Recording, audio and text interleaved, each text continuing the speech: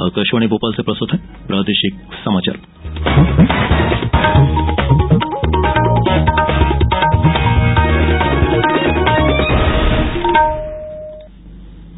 नमस्कार, समाचारों के साथ मैं प्रशांत सेंगर। सबसे पहले इस बुलेटिन के मुख्य समाचार। प्रधानमंत्री नरेंद्र मोदी ने आज चेन्नई हवाई अड्डे पर नए एकीकृत टर्मिनल भवन के पहले चरण का उद्घाटन किया। मुख्यमंत्री शिवराज सिंह चौहान ने रतलाम में 1300 करोड़ रुपए से अधिक के विकास कार्यों का भूमि पूजन और लोकार्पण किया। प्रदेश में फिर बदला मौसम, राजधानी भोपाल सहित कई जिलों में तेज हवा के साथ हुई बारिश और ग्रीष्मकालीन खेल प्रशिक्षण शिविर 1 मई से प्रदेश में होंगे शुरू। और अब समाचार विस्तार से। प्रधानमंत्री नरेंद्र मोदी ने आज चेन्नई हवाई अड्डे पर एक नए एकीकृत टर्मिनल भवन के पहले चरण का उद्घाटन किया। इसके साथ ही हवाई अड्डे की क्षमता 3 करोड़ यात्री प्रतिवर्ष हो जाएगी। फिलहाल ये 2 करोड़ 30 लाख यात्री प्रतिवर्ष है। दूसरा चरण पूरा होने पर हवाई अड्डे में यात्रियों की संख्या 3 करोड़ 50 लाख प्रतिवर्ष होगी। इस परियोजना की कुल लागत 2467 करोड़ रुपए है। वहीं श्री मोदी ने चेन्नई से चेन्नई कोयम्बटूर वंदे भारत एक्सप्रेस रेलगाड़ी को झंडी दिखाकर रवाना भी किया। एक्सप्रेस रेलगाड़ी के शुरू होने से दोनों शहरों के बीच की यात्रा के समय में 1 घंटे की कमी आएगी। प्रधानमंत्री नरेंद्र मोदी ने आज तेलंगाना की जनता के सपनों को साकार करने के लिए सरकार की प्रतिबद्धता दोहराई है। उन्होंने लोगों को समाज में भ्रष्ट ताकतों के खिलाफ आगाह किया है। श्री मोदी ने परिवार से शासन करने वालों और वंशवाद में विश्वास करने वाले लोगों के खिलाफ सावधान रहने को कहा है। उन्होंने कहा कि सबका साथ, सबका विकास, सबका विश्वास और सबका प्रयास केंद्र सरकार के मंत्र हैं और इसे लागू करने से ही डॉक्टर BR अम्बेडकर की कल्पना के वास्तविक लोकतंत्र का सपना पूरा होगा। प्रधानमंत्री ने आज ही 11,000 करोड़ रुपए से अधिक की कई रेल और सड़क परियोजनाओं का लोकार्पण किया और आधारशिला रखी। उन्होंने कहा कि इन परियोजनाओं से तेलंगाना में यात्रा, जीवन यापन और व्यापार आसान हो जाएगा और राज्य के लोगों को फायदा होगा। प्रधानमंत्री ने इस अवसर पर सिकंदराबाद महबूबनगर रेलखंड का विद्युतीकरण और दोहरीकरण परियोजना का भी लोकार्पण किया। मुख्यमंत्री शिवराज सिंह चौहान ने आज रतलाम में आयोजित लाडली बहना महासम्मेलन में 1300 करोड़ रुपए से अधिक के विभिन्न विकास कार्यों का भूमि पूजन और लोकार्पण किया। इस अवसर पर उन्होंने कहा कि रतलाम के विकास में कोई कमी बाकी नहीं छोड़ी जाएगी। लाडली लक्ष्मी योजना के बाद अब जो विवाहित महिलाएं छूट गई थीं, उनके लिए लाडली बहना योजना शुरू की गई है। इस योजना से महिलाओं को सम्मान मिलेगा। लाडली बहना योजना बहनों की जिंदगी में एक क्रांतिकारी योजना है। वहीं श्री चौहान ने स्वास्थ्य, शिक्षा, विधि, उद्योग, खेल, कृषि सहित अन्य विषयों से जुड़े सामाजिक संगठनों और संस्थाओं के करीब 400 प्रबुद्धजनों से भी सीधा संवाद किया। मुख्यमंत्री शिवराज सिंह चौहान ने 1857 की क्रांति के महानायक अमर शहीद मंगल पांडे के बलिदान दिवस तथा राष्ट्रीय गीत वंदे मातरम के रचनाकार श्रद्धेय बंकिम चंद्र चट्टोपाध्याय की पुण्यतिथि पर उन्हें श्रद्धांजलि अर्पित की है। श्री बंकिम चंद्र चट्टोपाध्याय ने भारतीय जनमानस में राष्ट्रीय चेतना जगाने का महत्वपूर्ण कार्य किया था। उनके द्वारा रचित राष्ट्रगीत वंदे मातरम भारतीय स्वतंत्रता संग्राम में क्रांतिकारियों का प्रेरणा स्रोत बना। उनका सर्वाधिक प्रसिद्ध उपन्यास आनंद मठ है। भारत के स्वाधीनता संग्राम में उनकी महत्वपूर्ण भूमिका को लेकर केंद्र सरकार द्वारा उनके सम्मान में वर्ष 1984 में एक डाक टिकट भी जारी किया गया था। राष्ट्रपति, उपराष्ट्रपति और प्रधानमंत्री ने ईस्टर की पूर्व संध्या पर देशवासियों और विदेशों में रहने वाले सभी भारतीयों को बधाई दी है। राष्ट्रपति मुर्मू ने कहा है कि ये त्योहार प्रेम और करुणा का प्रतीक है। ईसा मसीह ने सत्य और न्याय के लिए अपने प्राणों की आहुति देकर प्रेम और क्षमा का संदेश दिया है। समाचारों में अब वक्त हो चला है एक छोटे से अंतराल का।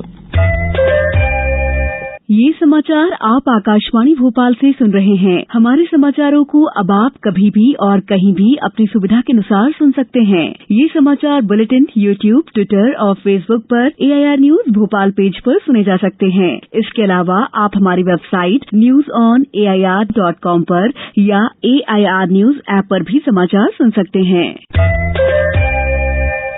प्रादेशिक समाचारों में एक बार फिर आपका स्वागत है। प्रधानमंत्री नरेंद्र मोदी ने कहा है कि किसान प्रदर्शनियां किसानों को आधुनिक तकनीक अपनाने के लिए प्रोत्साहित किया करती हैं। वे उत्तर प्रदेश के मुजफ्फरनगर में पशु प्रदर्शन और किसान मेले की सराहना कर रहे थे। प्रधानमंत्री ने अपने ट्वीट में कहा कि ऐसे किसान मेलों के माध्यम से जहां अधिक से अधिक देश के अन्नदाता भाई बहन आधुनिक तकनीक अपनाने के लिए प्रेरित हुआ करते हैं, वहीं उनके आय के साधन भी बढ़ा करते हैं। और अब सुनिए आकाशवाणी के लोकप्रिय कार्यक्रम प्रधानमंत्री की मन की बात पर आधारित विशेष श्रृंखला। आज की कड़ी का विषय है प्रथम विश्व युद्ध। भारत के लिए प्रथम विश्व युद्ध एक महत्वपूर्ण घटना थी। सही मायने में कहा जाए तो हमारा इस युद्ध से सीधा कोई लेना देना नहीं था।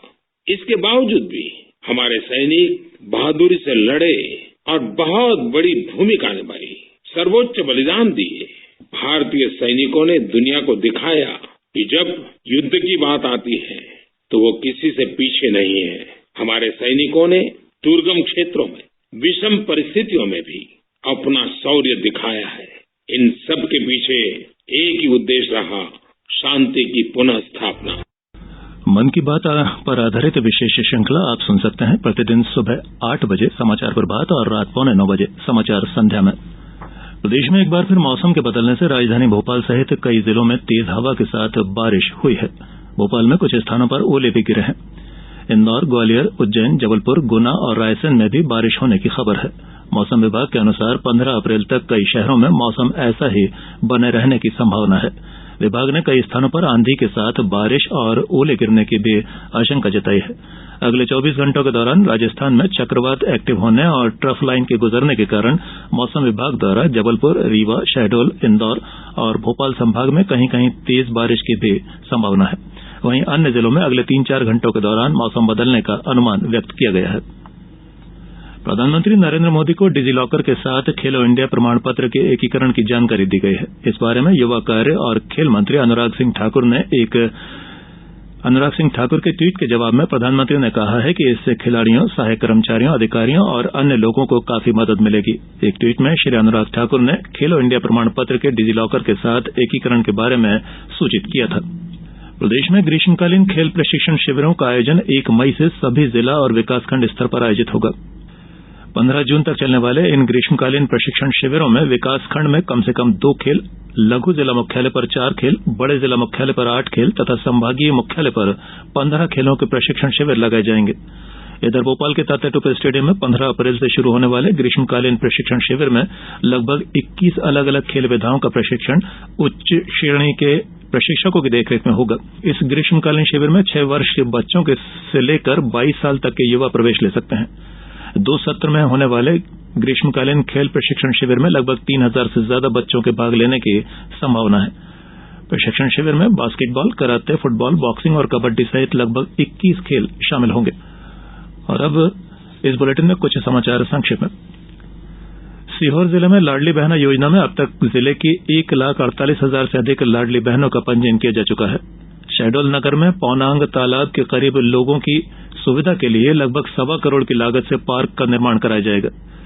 धार साइबर क्राइम ब्रांच और नौगांव थाना पुलिस ने अवैध कट्टे की तस्करी करने वाले एक व्यक्ति को गिरफ्तार कर उसके पास से 1 दर्जन अवैध देसी कट्टे बरामद किए हैं। आज सीहोर जिले की बुधनी थाना पुलिस ने छापामार कार्रवाई करते हुए आईपीएल क्रिकेट मैचों पर हार जीत का दांव लगाने वाले 5 आरोपियों को गिरफ्तार किया है। और आईपीएल क्रिकेट में आज मुंबई में अब से कुछ देर बाद 7:30 बजे से चेन्नई सुपर किंग्स और मुंबई इंडियंस के बीच मुकाबला खेला जाएगा। और अंत में इस बुलेटिन के मुख्य समाचार एक बार फिर। प्रधानमंत्री नरेंद्र मोदी ने आज चेन्नई हवाई अड्डे पर नए एकीकृत टर्मिनल भवन के पहले चरण का उद्घाटन किया। मुख्यमंत्री शिवराज सिंह चौहान ने रतलाम में 1300 करोड़ रुपए से अधिक के विकास कार्यों का भूमि पूजन और लोकार्पण किया। प्रदेश में फिर बदला मौसम, राजधानी भोपाल सहित कई जिलों में तेज हवा के साथ हुई बारिश। और ग्रीष्मकालीन खेल प्रशिक्षण शिविर 1 मई से प्रदेश में होंगे शुरू। बुलेटिन में इतना ही, आगे दीजिए, नमस्कार।